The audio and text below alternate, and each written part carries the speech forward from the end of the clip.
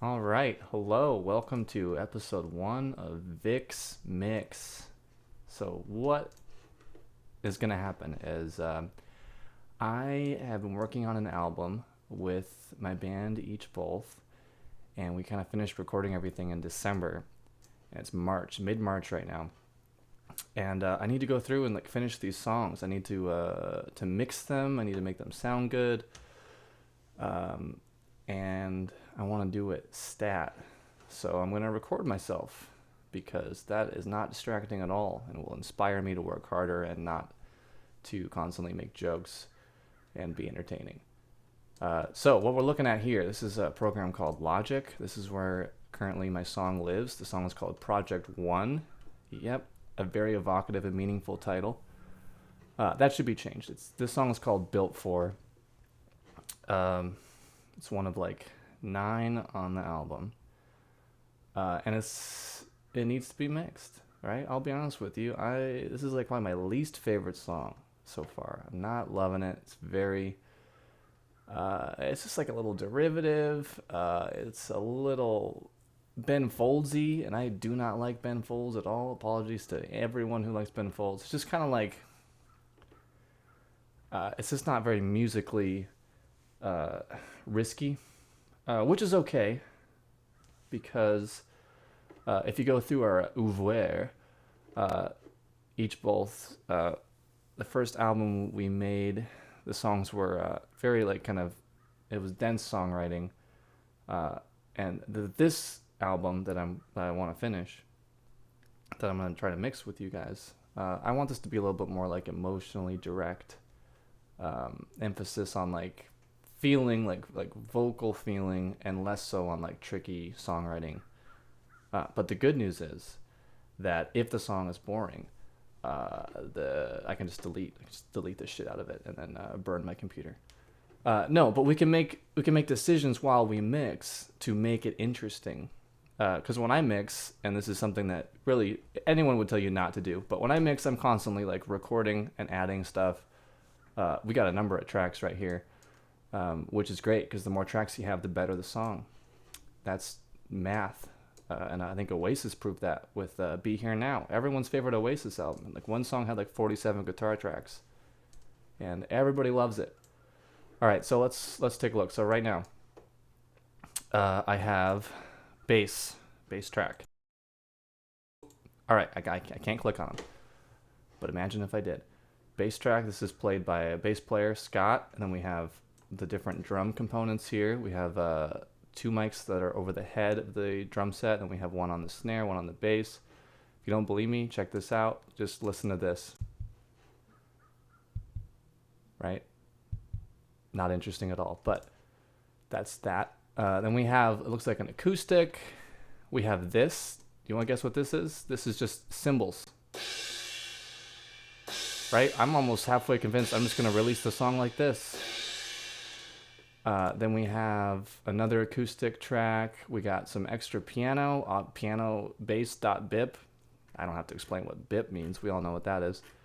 And then we have background vocals. We got some electric guitar. Then we got the lead vocal, which, full disclosure, I'm going to play this song in a minute, but the lead vocal is not going to be the final lead vocal. Let's just say that. All right, so we can make fun of it as we go. Yeah, actually, I went through and named all these. Kind of like how if you're having a guest over, you might go through and name all the stuff in your room. So it's all nice and organized. So why don't we just take a listen, and then we'll figure out what I want to mix, right? What doesn't sound good. And it can be big things. It can be whoa, the entire piano part does not sound like it's meshing with the drums. Or it can be little, the guitar at the end is really tinny. Right? I mean, we're going to just be problem solving and just thoroughly roasting the song as we go. It's the only way to do it. Here we go. By the way, not the final vocal take. I can't stress that enough. But I ain't there yet, 'cause I'm a hot mess. Yeah, recorded this in my bathroom, by the way. You can hear the shower. But I was built for this.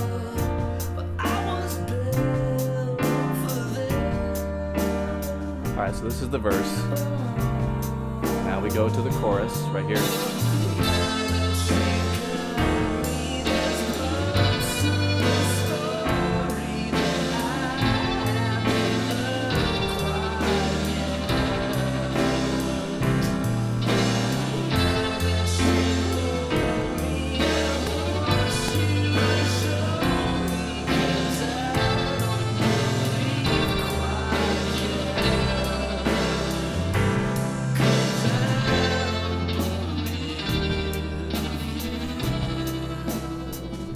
Right, and the guitar thing that just happened, I recorded that yesterday, so that could be deleted. I'm still not sold that I even want that in the song. And this vamp, are you kidding me? Who do I think I am?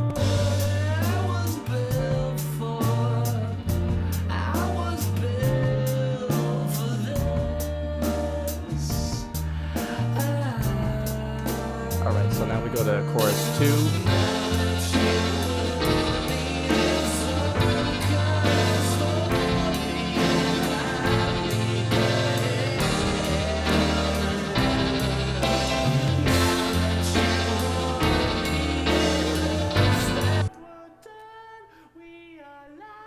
Just great work.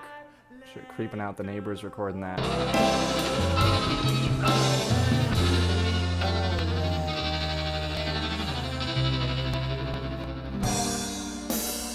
We got a little outro section here.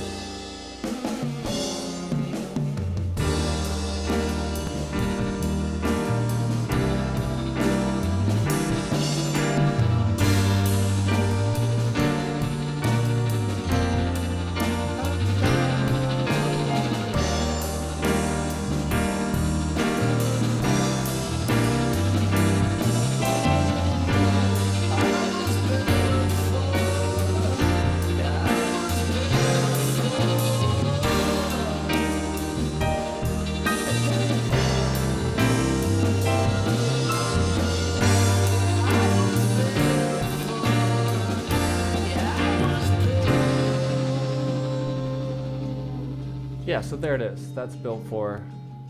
Every time I hear it, I like it less. Great place to start. All right, so what do I like? What do I like about this piece of crap? I like a lot of things, believe it or not. So I got a piano in front of me here. So this is not from the Logic program. This is me just playing it right now.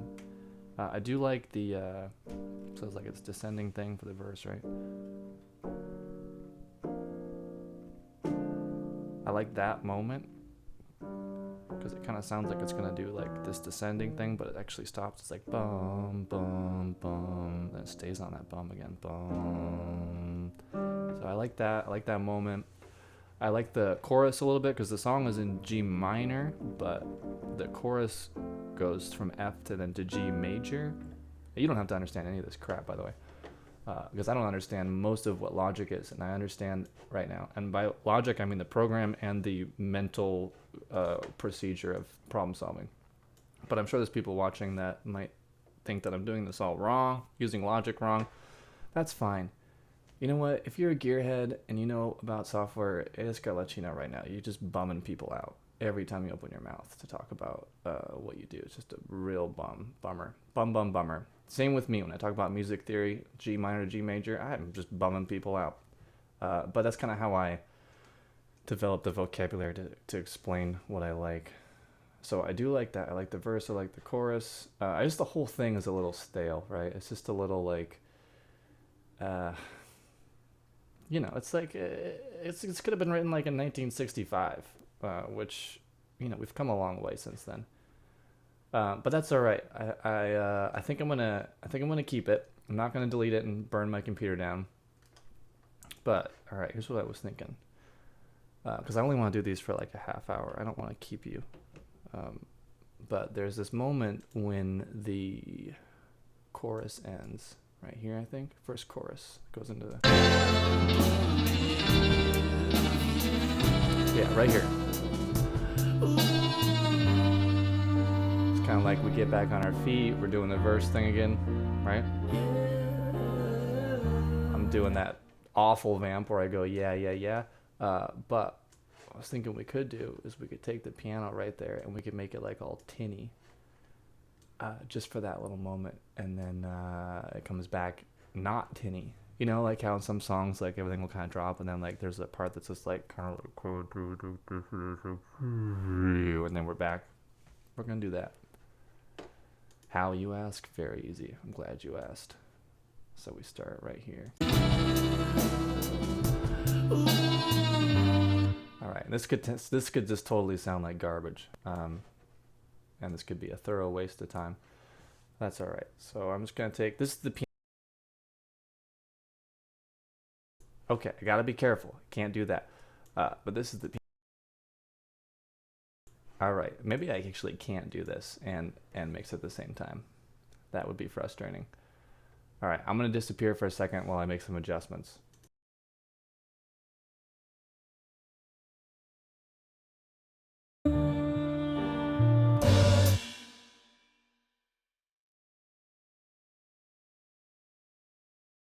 Okay, I'm back. So all I did was I isolated the piano part where I want to turn it all tinny. I took like one phrase. So now I'm going to create a new track. It's gonna be a great track. Just you wait. It's gonna blow your mind. Excellent, excellent. That's fantastic. That's gonna keep shutting me off like that. All right, we're gonna work through that. All right, so right, my plan. I want to take one bar of piano and make it like weird and tinny. So I'm gonna open up this little mixer thing, and I'm gonna find that track I just created. I think it's called Audio 1. This is just great television, isn't it? All right, and then so Audio 1. I'm gonna put an effect on there that's going to affect the sound. Let's go with auto filter. I don't know what most of these things are or what they mean, but we're gonna dive in anyway because we got a bunch of presets right here. Look at these presets. Sweeping high pass, you kidding me? This is free? It's not free. But this is just fun. It's like I'm a kid at a candy store where all the candy is labeled in really obtuse, hyphenated things. All right, let's do, I'm just picking this at random. I'm going to go laser filter war. This is probably going to sound very bad. So there's laser filter war. Now, here's where the fun part happens. So this officially, audio 1, right? This is my laser filter war. I'm going to take the piano part and I'm going to drag it to that new thing. And then it's going to be all affected. But hang on, I need to make two of them because there's two piano tracks, one for the left ear, one for the right ear. So I'm going to dip out for a second. Yeah, I'm back. All right. So there's that. Now I'm going to drag the piano part that I isolated. I'm probably going to have to dip out.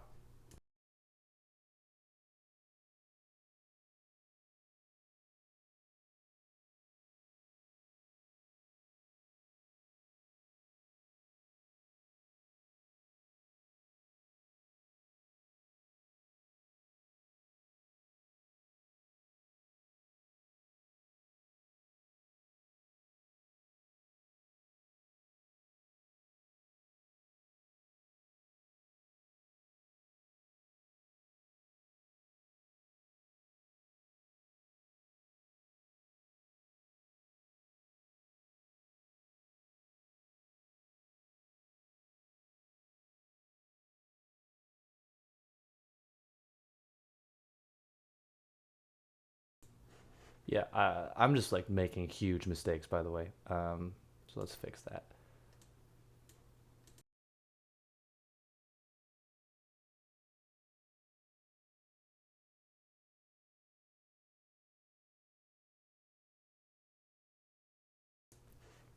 I think this is actually going to be great television.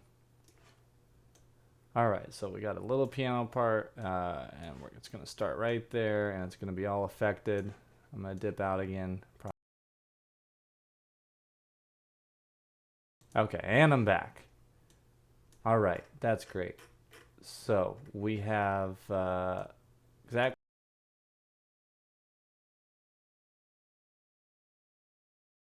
All right, should I try to fix this? I think I'm gonna try to fix this. I think I'm gonna try to make it so you're always gonna hear me. I really like you, and I want you to be there listening. So I'm just gonna create a huge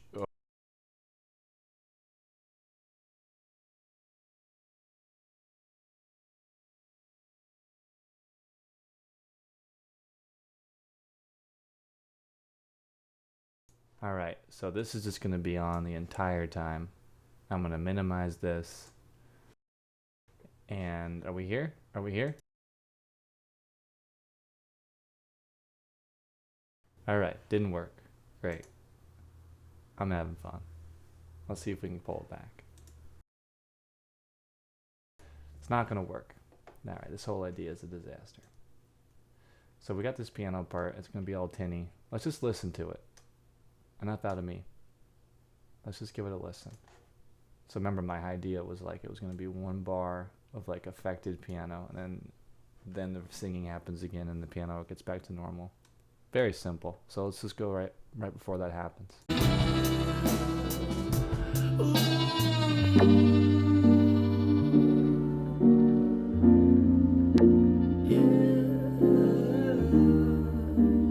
I was right. It sounds great.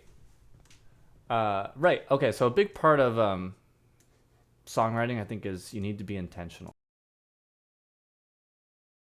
I'm sincerely sorry. I'm not actually that sorry that I keep cutting out. It actually this might even function better if you just don't hear me narrate. So a big part of songwriting is an intentionality. You need to be intentional. Every decision should have some kind of meaning to it. It needs to service the song. You can't just like put an effect on and go like, that sounds cool, awesome. Because that's how you get like muddled garbage. So what I'm doing is making muddled garbage. Because I want to have an effect on here. No, but all right, there is some intention here.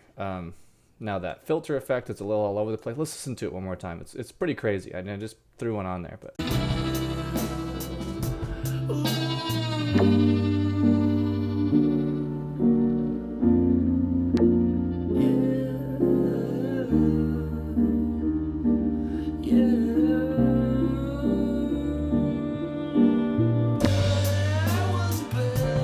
Yeah, there's all sorts of small problems there. I can smooth those out in post. And by post, I mean like when I'm not recording this. That's basically what I wanted, though. I wanted a little bit of piano time to kind of go away. Some of this like super high fidelity piano to kind of disappear, and then we go into nice tinny piano. So what else did I like about this song that I could... Maybe we should go into what I didn't like. I'm not sure I like this electric guitar nonsense. I don't even think I did a good job explaining this, but right, the song, obviously from left to right is time, right? The song exists temporally. We have like beginning of song over here, and we have the end of song over here. And then up and down, those are all the individual tracks and instruments in the song. So obviously track 1 is... And we're back doing bits. So track 1 is called Neo Soul for literally no reason. That needs to be deleted. But our first track is the vocal, and then we go down. I kind of explained that already. Yeah, so what do I not like about the song? I'm not sure I like this electric guitar part when that exists right here, the clean studio stack. Oh, excuse me, the clean studio stack. So let's zoom in on that. Let's take a second listen and see if we like that. Again, I added this electric guitar part yesterday, and this song is like 8 months old, so this is like a new part. Every time I hear it, it's very shiny to me. It's very new. All right, here we go.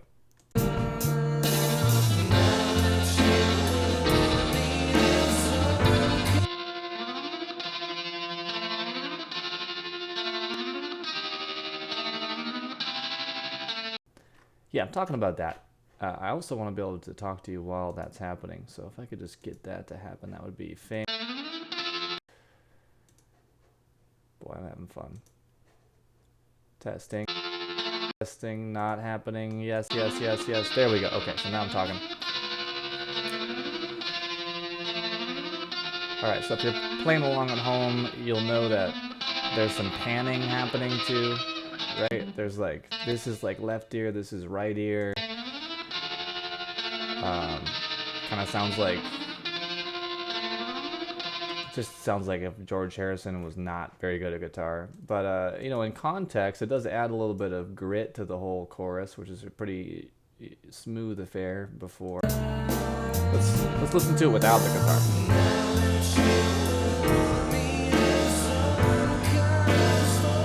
And then I'll put it back in here.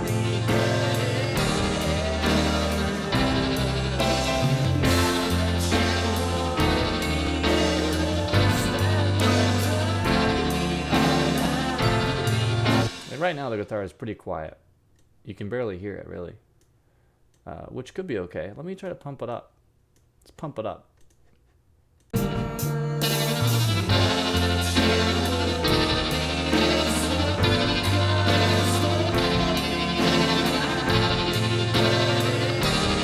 Yeah, nah, that sounds all right to me, but now it's kind of overpowering the vocals. So we got like a little bit of a tug of war with your attention. I'm on the fence with the guitar. I think I'm just gonna kind of sleep on lead guitar there, and make the decision later. I could also write a new guitar part if I really wanted to.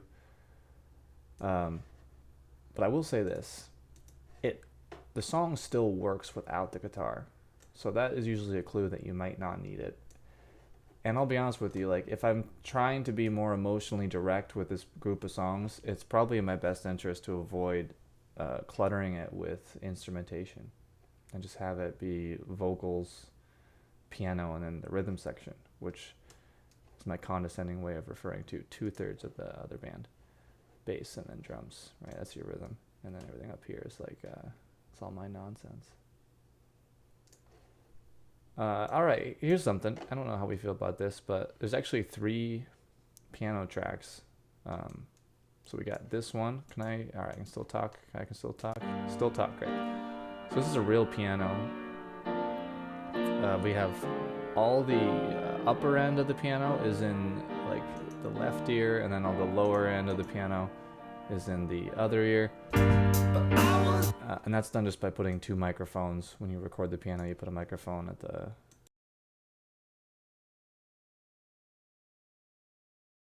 And we're back. You put a microphone, at the top, near like the right-hand keys, like high C and all that, and then you put a microphone near the bottom of the piano. Right, that's not interesting.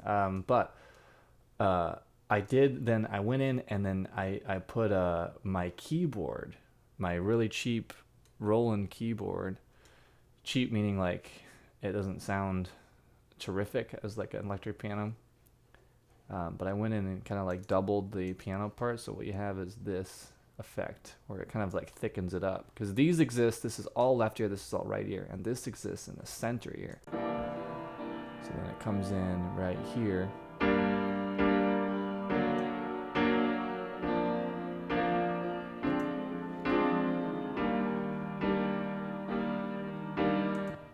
I don't know. I don't think it necessarily needs that either. But if you hear it in context, listen for it, because the drums come in too. But listen, because you'll hear the center suddenly get an influx of piano.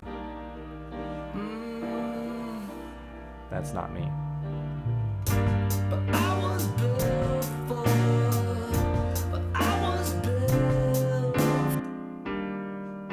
Yeah, I don't know. You know what? Now I just want to mute this too. I'm getting mad at it. Maybe it doesn't need it. That's good. All right, I'm technically getting work done. All right, what else do I enjoy / not enjoy? All right, well, let's zoom in on this little section here. So the outro is basically, I'm just playing the verse progression, right? I'm just doing this again. But there's like a lot of vamping, and there's also this acoustic part, which I'm a big fan of. It's kind of like a grizzly bear sort of vibe, folk, kind of freak folk guitar line. Let's see.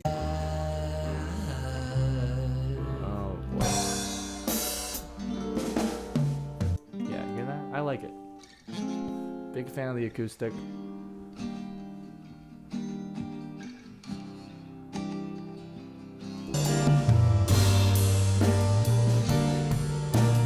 And it's just like barely in there too. I would actually argue that it could be a hair too quiet. So how do we fix that? Well, if you look over here, these are all the way turned up. So we can't fix it. No, we can fix it. Check this out. There's tons of ways that you can do this, that you can raise the volume of something that's already boosted. So I really want to click this track. I want to give it a click, and then it'll automatically select it down here. But every time I click a track, guess what? You can't hear me talk anymore. So I'm just going to look at 14. I'm going to find 14 down here. By the way, a big part of mixing is feeling like you're just playing bingo and matching your part. And I'm sure everyone that mixes professionally is like, that's not at all what it's like. You're just doing it poorly. Yeah, so I guess they're not numbered down here. So this is called echo strum, right? All right, so I'll define echo strum down here. There we go. So these two See these two things right here? This little stack right here? These two thingies, they line up right here. And some of you are wondering, like, why are they making a sandwich around retro?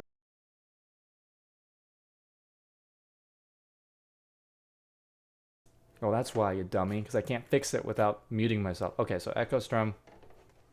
So I want to make those louder, right? I'm a big fan of how it sounds. So, check this out. There's a compressor happening. And what do compressors do, you might wonder? Who cares? Doesn't matter. So we're going to raise up the gain and make this a little louder. Right, a little bit louder there, a little bit louder there, because I got two acoustics. They're doing the same thing, but I got them panned to the left and right. Right, check this out. So you're doing the same thing, but one's left, one's right.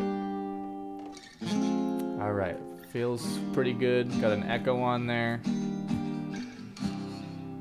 All right, maybe just a hair louder. I'll raise it just a little bit more. Yeah, I'm a big fan of this sound. I'm just a huge fan of an acoustic guitar in general because it's like an easy instrument to play, and you can take it with you and annoy people in public. Good luck taking a keyboard with you, because everyone's going to see you coming. You're like, hey, this is a party happening. Let me just plug in my keyboard and play some Oasis. Everyone's going to see that coming and leave. But with acoustic, you just bust it out and you're already halfway through Wonderwall. And everyone's kind of trapped in the kitchen listening to you. All right, so the acoustic's been raised. So let's listen to that with the louder acoustic. There we go.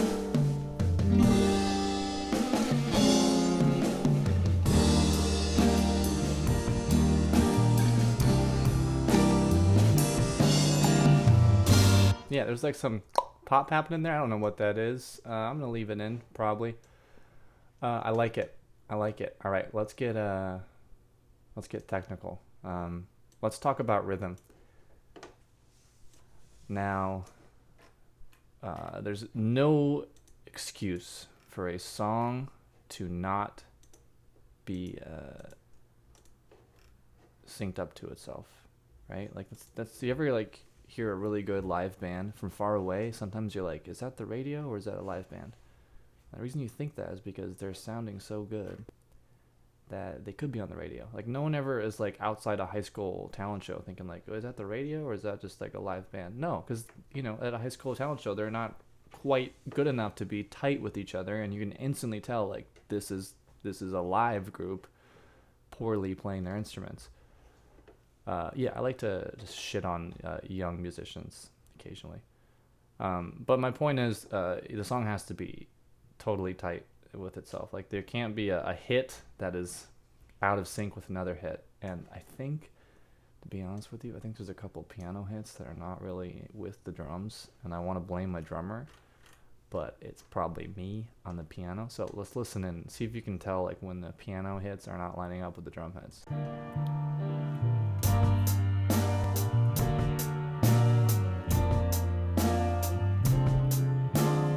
I mean, it's hard to tell, but like, there's a couple times where I think I come in early. Remember, I'm playing piano, and what I love to do when I play music, I love to come in early. I love to just jump ahead of that beat.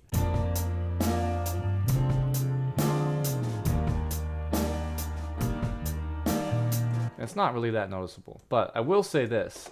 The outro, which I'm playing the exact same chords, I think we're much more locked in.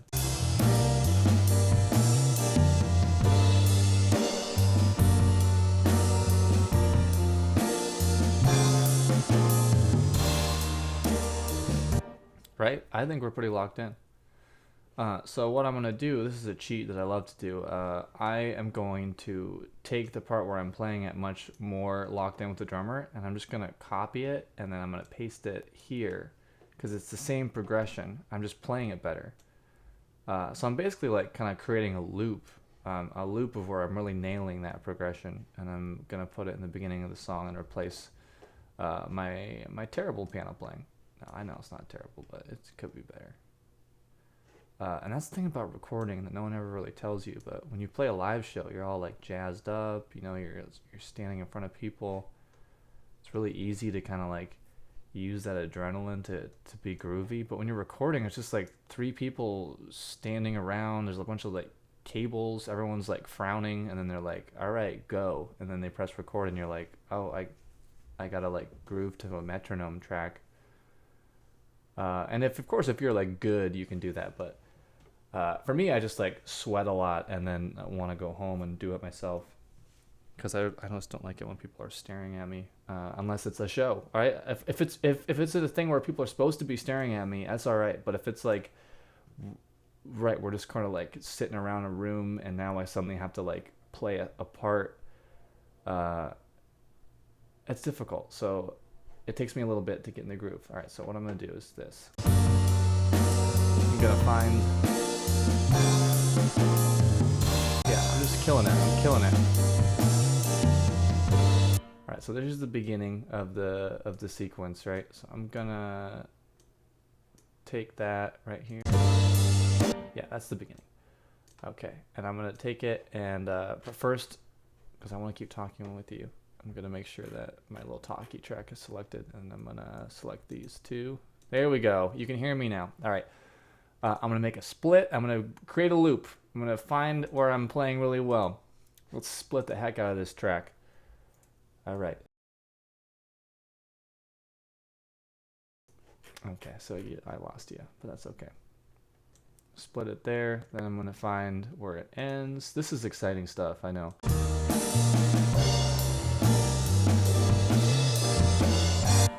All right.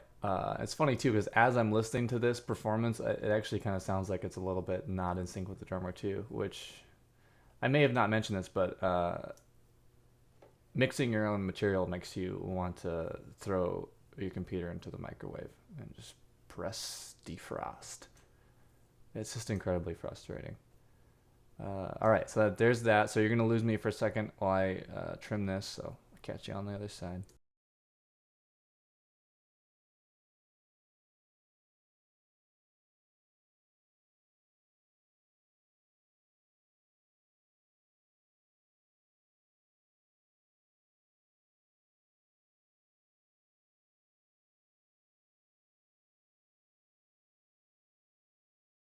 Okay, so now in theory, what I've done is I replaced my slightly out of sync piano part with,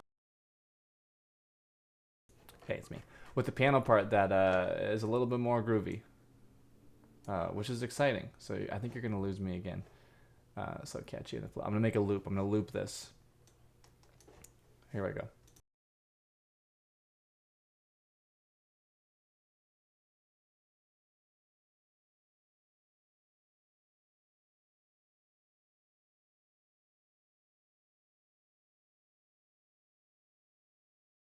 All right, doing a bunch of stuff wrong. If you're a kind of a well-seasoned Logic user, this program, right?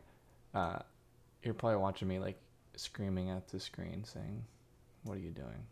Well, I'll tell you what I'm doing. I'm making art. All right, here we go.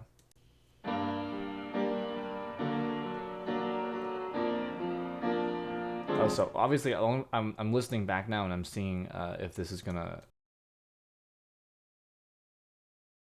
I'm seeing if this is gonna sync up with the drums now.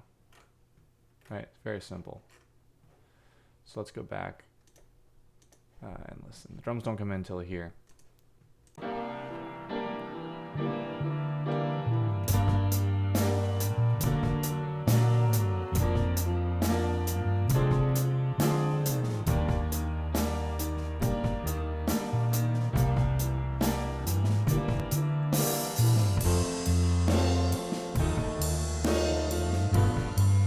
Yeah, I don't know.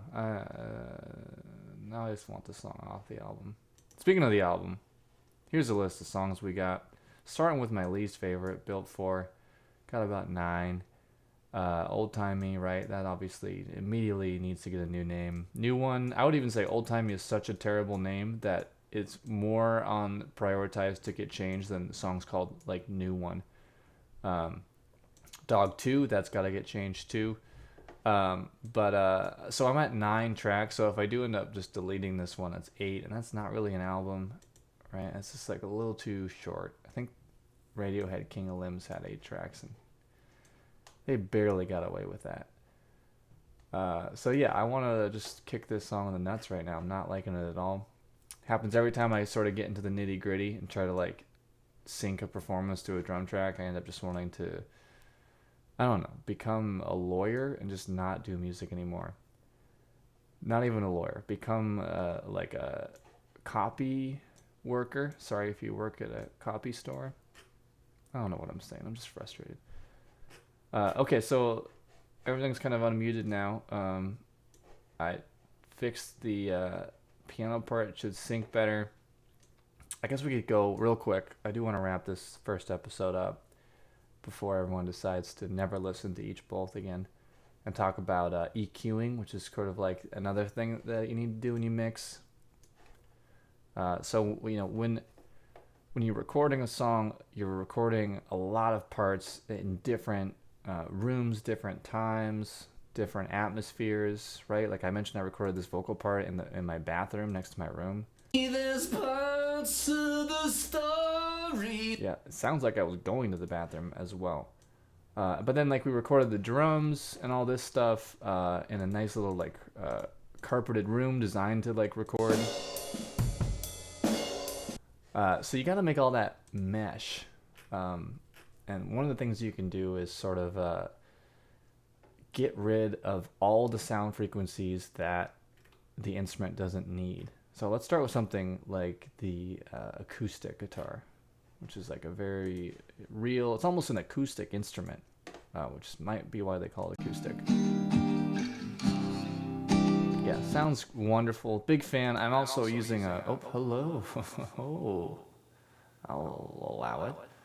I'm also using a preset already. So what that means is that Logic has like something it's already putting on the guitar. Like I just like click a button and it's like, I'll put all these things on there. So let's check it out. What's on that? All right, here we are. Echo strum right down here. Let's take a look at what's on there. We got an echo. That makes sense, on brand. We've got 2 EQs. Don't know why. Can't tell you why that is. Let's open up one. All right, here we got, this is the entire sound spectrum, right? You have really high-end sounds here, like people whistling, you know, high-pitched birds, whatever. And then you have low-end, like kind of ghoulish atmospheric sounds and like bass guitars or whatever. So an acoustic guitar is not really a bass instrument. It's not going to have a lot of bass. You'll notice that this little dip here. I just eliminated all bass sounds from the acoustic. They're not going to come through, which is fine because there's not a lot of bass sounds anyway. But that way it clears up the song for instruments that do have bassier sounds to come through, and they're not going to interfere with the acoustic because the acoustic has been told not to go there. You can think of this whole EQ thing as almost like I'm like the acoustic guitar's like kind of beleaguered corporate boss, and I'm like, hey, just so you know, you're not allowed to go down here anymore. But you can go up here, right? I can boost, and this is going to make every frequency in like the high to mid range kind of a little bit louder come through. But for some reason I read like 10 years ago probably that you should never boost when you can cut. What that means is like instead of raising here, I could actually just cut here and here. Super thrilling stuff, I know. So let's take a look at the acoustic. We're going to take a look at the analyzer. It's going to tell us a lot. See how the acoustic, a lot of sound coming in this range. Which we can kind of cut a bit.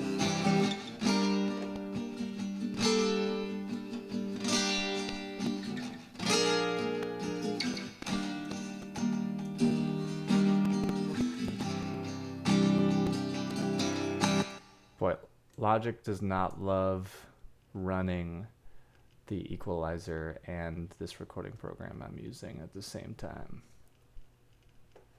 In fact, I think I have to do a reset because now I'm all off. Tell you what, this might be a good time to end now that we've done absolutely nothing to the song. So what I'm going to do off mic is I'm probably going to re-record the lead vocal, and it's going to sound exactly the same to your ears, but I promise to me, I will probably like it a little bit more, whatever I end up doing. And then I'm probably going to, because remember when we made this little piano part happen? I made that little post first chorus thing get all filtery. Of course you remember it. Let's listen anyway.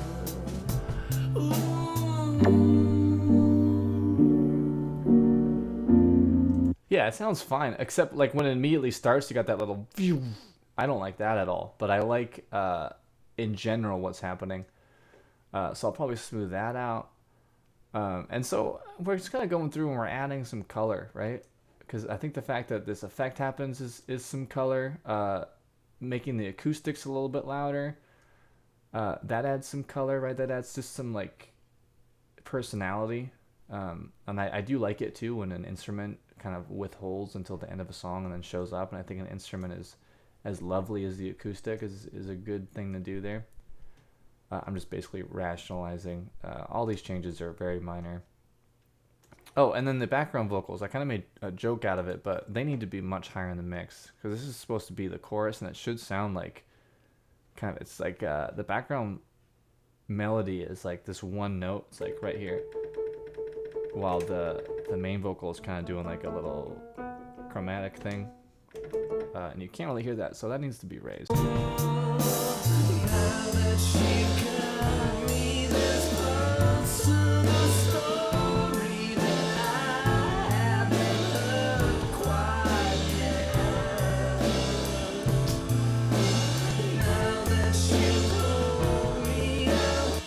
I think we could even go crazier and have like 4 or 5 different vocal tracks so it sounds like a choir. Because that'll add personality too. I think if there's like a ghostly sounding choir there. I don't know. That's the thing, right? It's all creative. I could do anything. And there's no guarantee it could be good. It could be like a total tangent that leads me down the wrong path. Or it could be the godsend and it saves the song. I mean, you have to think like, I know there's a couple songs, I can't think of any off the top of my head, but where they like add, like at the last minute, they add like a little like synth trumpet part, and that becomes like the hook of the song, and like everything, like it's all people remember about it or whatever, and like they added it at the last second or something. That could happen. I could be sitting on a gold mine here. What I'm saying is, I think I'm gonna add a trumpet solo. No, there's just a million paths you can take. And some of them are going to be really fruitful, and other ones are going to be like when I copy and pasted the piano and I wanted to just drive a ice pick into my skull. I'm running out of fun ways to kill myself with the frustration, but you get the idea. Oh, I get rid of that. You can go away. Thank you. Wow, this is just great television. There we go. Okay.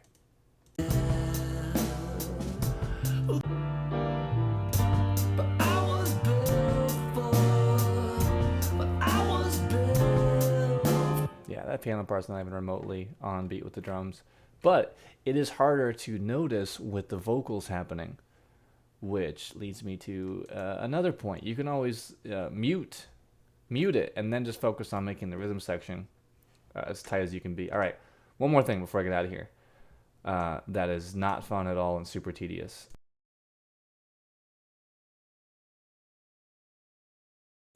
It's called flex time. I don't think I can actually do it right now, but basically, one of the fixes I can do if I'm just not a very good piano player, I can go in and I can literally like drag all these hits and make them line up perfectly with the hits on the drums, and sort of engineer a good piano performance since I was unable to pull it out naturally. I could also do one of these. Let's see. Since I think I just made it worse. Which, again, part of mixing too is sometimes you just make things worse. It's going to get a whole lot worse before it gets better. That kind of vibe. Alright, so if I pull these. See, now I'm going to go back to my original performance and get rid of that loop I put in. Yeah, I think when I mix, I tend to just sort of like change stuff that doesn't actually have to be changed. But hey, we had fun on the way. Alright guys, I'm gonna get out of here. I don't know if this was beneficial at all. I am gonna keep doing this though. You don't have to keep watching. But it might be more fun when we do songs that I really like, because I do have a couple songs that I'm really feeling. I just thought it would be a fun. I just thought it would be fun. Probably a fun exercise to start with one I did not like. Right, and how do you have a song you don't like? I'll tell you. You know, it's like they grow up into something that you don't really like. I mean, when I wrote this, like I just had that kind of like little idea here, and I liked all of that. I liked the da, da, da, da, da, da. I liked the melody, and then I just like, you know, when you add drums and bass to it, it just sort of like now it's like a song. It's like fully developed or whatever, and you're like, well, maybe it works better slick down. I don't know. You know what? Maybe I'll hear this tomorrow and think this is the best song on the album. We'll see. All right, I'm out of here.